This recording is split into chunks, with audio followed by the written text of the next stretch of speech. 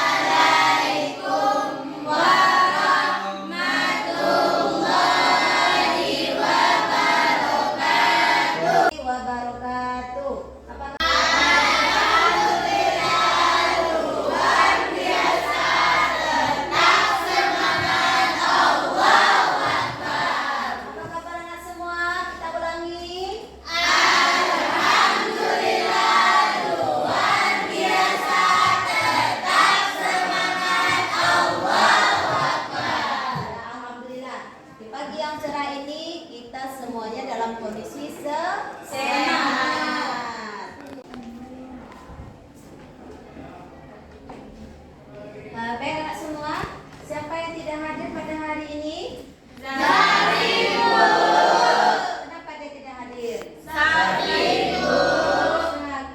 Ya, kita doakan ya, semoga Zahri cepat sembuh ya. Amin. Ya.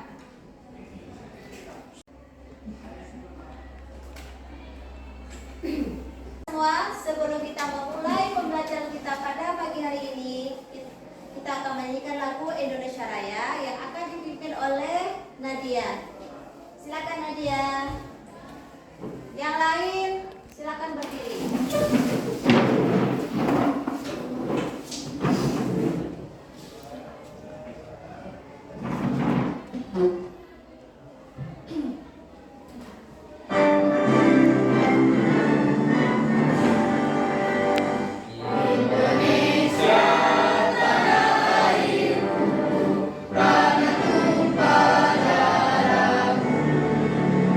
Di sanalah aku berdiri.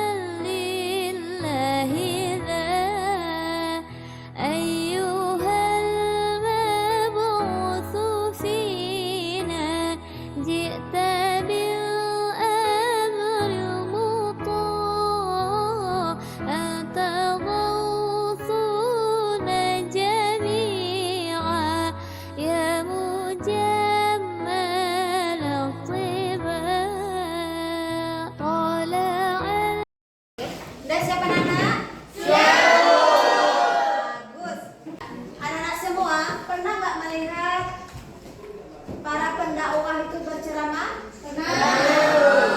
Di mana? Di masjid, di YouTube. Kalau di YouTube siapa yang ditonton Ron? Biasanya Ron? Abdul Somad tuh. Abdul Somad. Bagaimana dia berceramah? Karena referensinya jelas bu. Oke. Ocha. Das Atlantis bu, Das Atlantis. ceramahnya tuh enak, terus banyak lucu-lucu. Siapa lagi? Tuh, Ya, Fauzia. Bu Yana Sri Yunus bu. Oh, siapa dia itu? Ceramahnya enak bu, didengar bu. Oh, di mana dia? Di kampung saya bu. Di Kota Oh, Baru. di kampungnya. Iya, iya. Berarti sangat apalagi enak ya para pendakwah ini ya dengan metode mereka yang sangat berbeda. Nah, kemudian pernah belajar materi ini? Pernah. Nabi waktu berdakwah itu bagaimana? Dengan lemah lembut. Kemudian apa lagi? Tidak memaksa. Nah, untuk pertemuan kali ini kita akan mempelajari tentang strategi dakwah Rasulullah untuk periode Mekah. Nah, kita akan mempelajari itu lebih lanjut. Baik, sebelum kita melakukan pembelajaran berikutnya, kita akan mengadakan pretest tentang strategi dakwah Nabi untuk periode Mekah.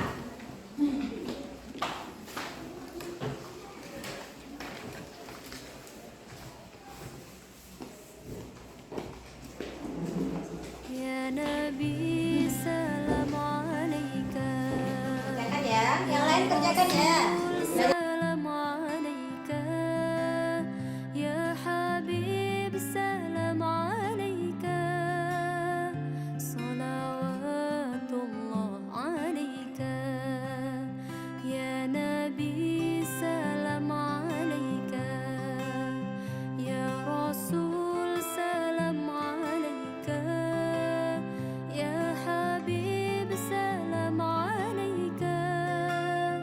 Salawatullah alaika. أشرق البدر علينا فاختفى. Susah soalnya.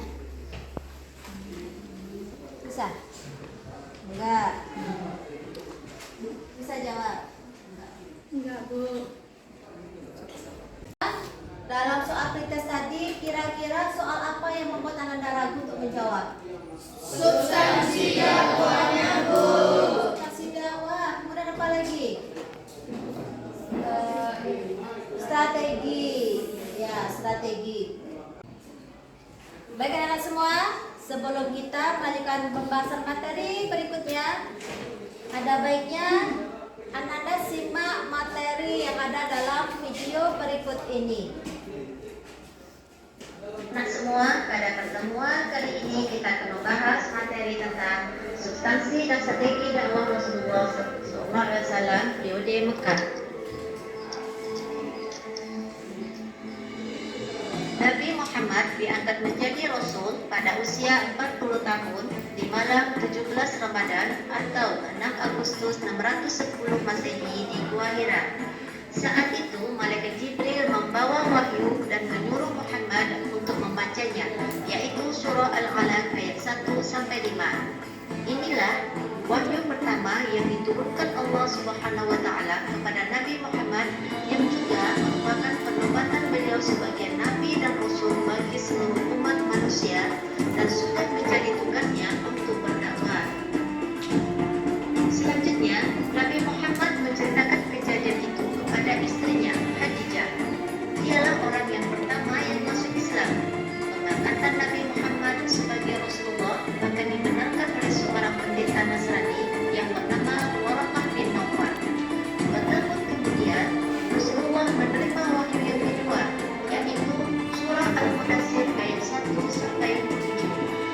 Dalam turunnya wahyu tersebut, maka jelaslah isi dakwah Rasulullah, yaitu mengajak manusia untuk menyembah Allah. Kemudian, bagaimana strategi dakwah Rasulullah untuk menyembah? Yang pertama, dakwah secara sembunyi-sembunyi. Dakwah secara sembunyi-sembunyi ini yang mula-mula beriman kepada Allah adalah istri beliau, yaitu Siti Khadijah, putra paman beliau, yaitu Ali bin Abi Thalib, dan sekaligus putra angkat beliau, yaitu Zaid bin Harithah. Kemudian dari sahabat beliau adalah Abu Bakar As-Siddiq, yang kemudian disusul oleh sahabat-sahabat yang lain, yaitu Utsman bin Affan, Zubair bin Awam, Sa'ad bin Abi Waqqas, Abdurrahman bin Auf, Talhah bin Ubaidillah, Abi Ubaidillah bin Sarah, Fatimah binti Haddad, dan Sa'id bin Zaid al-Adawi. Karena mereka dalam mengimani tentang Allah adalah yang pertama kali, maka mereka disebut dengan as-sabiqunal al-awwalun. Mereka mendapat pelajaran tentang agama Islam adalah dari Rasulullah SAW sendiri yang dilakukan di rumah sahabat Arqam bin Abil Arqam. Yang kedua, dakwah secara terang-terangan. Firman Allah surah Al-Hijri ayat 94 yang intinya memerintahkan kepada Nabi untuk menyiarkan Islam secara terang-terangan. Maka mulailah beliau mengajak secara terang-terangan kepada penduduk Mekah akan menyembah Allah. Dengan cara dakwah ini, mulailah Nabi dan agama Islam yang beliau sampaikan menjadi perhatian dan bahan pembicaraan masyarakat kota Mekah. Pada awalnya mereka menganggap dakwah beliau ini adalah sebuah gerakan yang tidak mempunyai dasar dan tujuan. Dianggap tidak akan bertahan lama, mereka menganggap tidak perlu diajukan, dan bahkan mereka menganggap Nabi tidak waras lagi. Akan tetapi, dengan petunjuk Allah, gerakan berdakwah Rasulullah semakin tersebar luas dan pengikutnya semakin banyak. Kemudian, substansi dakwah Rasulullah pada periode Mekah pada intinya adalah menegakkan kalimat tauhid dengan segala konsekuensinya. Menegakkan kalimat tauhid tersebut bukanlah perkara yang sangat mudah, sebab hal itu harus diikuti dengan sikap dan perbuatan yang nyata dalam kehidupan sehari-hari. Dalam proses dakwah yang dilakukan oleh Nabi juga mengandung makna mengeluarkan dari zaman kebodohan ke alam yang terang benderang, yaitu meninggalkan perbuatan-perbuatan yang bertentangan dengan ajaran Nabi Sallallahu Alaihi Wasallam. Kira-kira bagaimana ya reaksi masyarakat Mekah terhadap dakwah Rasulullah? Yang pertama, alasan orang-orang yang menerima ajaran Muhammad. Satu, mereka menyadari bahwa apa yang disampaikan Nabi Muhammad adalah berdasarkan wahyu. Dua, keteladanan Nabi Muhammad yang dilakukan dalam kesehari-hariannya.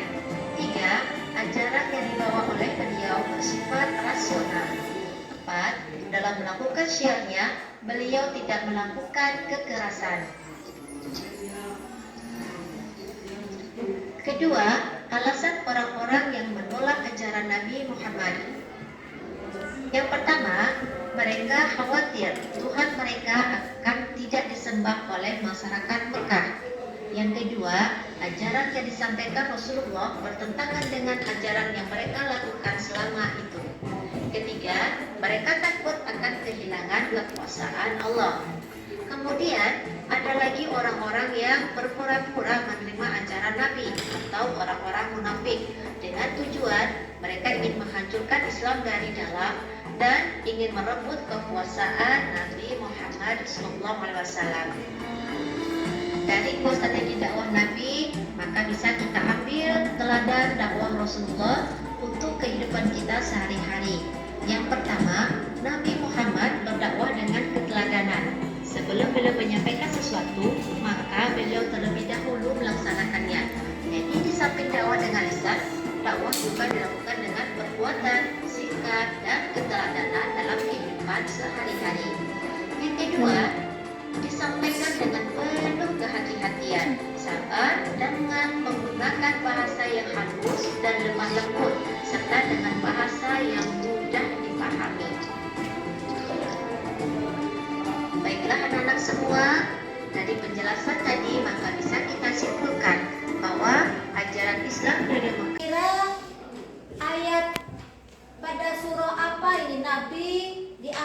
menjadi rasul. Surah apa tadi? Al-Alaq. Ayat 1 sampai 5. Siapa yang bisa membacakannya dengan lengkap? Siapa yang bisa membacakannya? Bu. Ya. Bismillahirrahmanirrahim. Iqra bismi rabbikal ladzi khalaq. Khalaqal insana min 'alaq. Iqra wa rabbukal akram. Alladzi 'allamal insana ma lam ya'lam. Shadaqallahul azim. Ya. Surah Al-Alaq ayat 1 sampai 5. Nah, di situ Jibril mengatakan, "Iqra Muhammad, bacalah." Nah, berarti di sini kita harus banyak membaca. Membaca adalah jendela ilmu. Membaca bisa lewat buku, kita bisa membaca literasi dalam bentuk jurnal, artikel, ataupun mendengar ceramah. Nah, kemudian dalam berdakwah, strategi yang digunakan oleh Nabi Muhammad untuk periode Mekah ini ada berapa? Dua. Sebutkan Sani yang pertama. Strategi secara sembunyi-sembunyi, Bu. Secara sembunyi-sembunyi. Tertuang dalam surah apa itu, Ridho? Surat Al-Mudassir, Bu, ayat 1 sampai 7. Ya, surat Al-Mudassir ayat 1 sampai 7. Dan untuk yang kedua, strategi yang kedua, strategi apa, Ocha? Dakwah secara terang-terangan, Bu. Ya, dalam surah. Quran surat Al-Hijr ayat 94. Iya, benar. Hebat.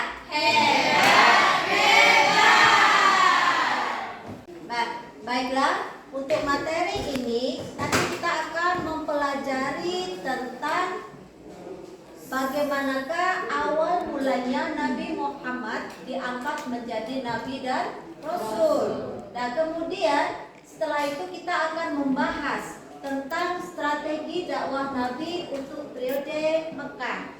Kemudian di samping itu kita juga akan bahas bagaimanakah tanggapan atau reaksi masyarakat Mekah terhadap dakwah Nabi. Karena sebagian mereka ada yang menerima, sebagian mereka ada yang menolaknya. Kemudian di akhir materi kita akan mencari ibrah atau teladan apa saja yang kita bisa ambil dari metode dakwah Nabi ini untuk kita praktekkan dalam kehidupan sehari-hari. Bisa kita go hari ini? Bisa? Baik, ayo let's go. Tugas kelompok sudah Ibu bagikan. Silakan Anda kerjakan dengan teman-teman kelompoknya. Silakan Anda berdiskusi. Yang kita lakukan. Nah. Sulit? Iya, Bu. Iya. Nice. Yang tadi ya?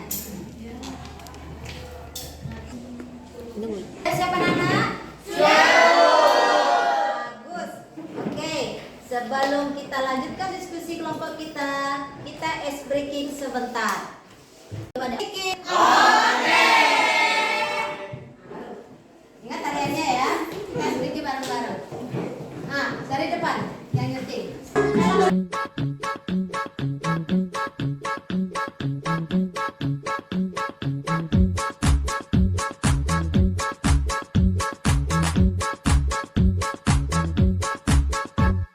あら、ささやりりりりり、あばり、たんるんるんるんるん、どうもあばり、たた。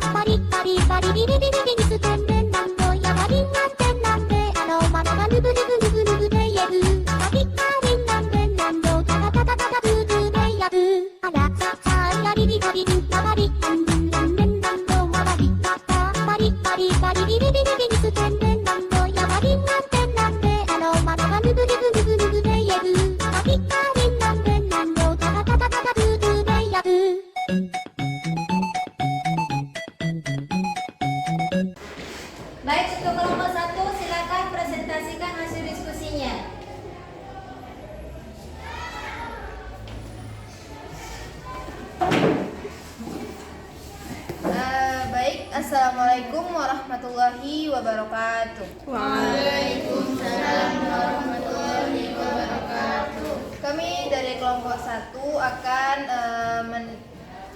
mempresentasikan yaitu tentang apa strategi dakwah yang digunakan untuk melihat ketika kita melihat teman yang tidak melakukan sholat. Yang pertama, kita harus mendoakan teman kita tersebut agar dia mau sholat. Yang kedua, carilah info kenapa dia tidak mau melaksanakan sholat. Yang ketiga, panggillah dia dan ajak dia berbicara. Yang keempat, ajaklah dia dengan rasa tanggung jawab dan ajaklah dia untuk sholat. Yang keenam, buatlah perjanjian untuk tetap melaksanakan sholat. Yang ketujuh, jika ia sholat, maka pujilah dia dan acungkan jempol. Sekian dari kami. Wassalamualaikum warahmatullahi wabarakatuh. Baik, terima kasih untuk kelompok 1 sudah mempresentasikan hasil diskusinya. Silakan kepada kelompok lain untuk bertanya. Izin bertanya, bagaimana kalau penyebab ia tidak sholat itu adalah malas? Baiklah, kami akan menjawab pertanyaan dari kelompok 3. Jawabannya adalah kita harus memberikan materi-materi tentang pentingnya sholat, karena sholat itu adalah tiang agama orang Islam, jadi sholat itu hukumnya adalah wajib. Baik anak semua, diskusi kita alhamdulillah sudah berjalan dengan baik. Dan semua anak paham dengan materi kita hari ini? Dimana ketika kita mendapati teman yang yaitu kita harus memberikan nasihat bahwa pentingnya hidup disiplin, harus berteman dengan teman yang baik, dan harus kita ingat bahwa dalam berdakwah kita harus menggunakan bahasa yang baik, yang lembut, tidak menggunakan bahasa-bahasa yang keras. Dan pada intinya dakwah itu hakikatnya kepada Allah. Kita ingatkan supaya teman-teman itu tidak mencontek, tidak bolos, tidak datang terlambat, tidak berikan sholat, karena kita sebagai makhluk di muka bumi ini hidup untuk mengabdi, menyembah karena Allah. Kita harus takut dengan segala larangan Allah. Kita harus patuh dengan segala perintah Allah. Kemudian dalam berdakwah kita harus menggunakan cara yang tepat kepada siapa yang harus kita dakwahkan. Kita tidak boleh membeda-bedakan suku, tidak boleh membedakan adat istiadat. Dakwah itu disampaikan dengan cara yang baik. Dan itulah dakwah yang ada diajarkan oleh Nabi Muhammad SAW. Singkatnya semua, inilah saatnya kita melakukan tes sumatif tentang substansi dan strategi dakwah Rasulullah periode Madinah. Selamat mengerjakan ya. Ya, Bu.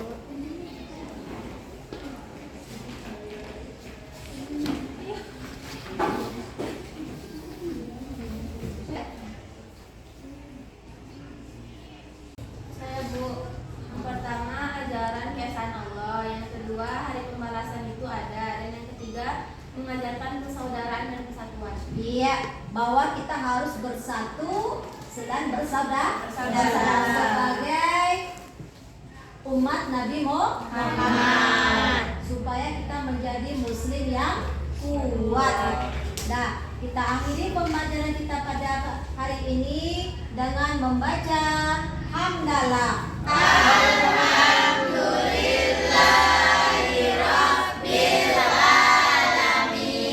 Assalamualaikum warahmatullahi wabarakatuh.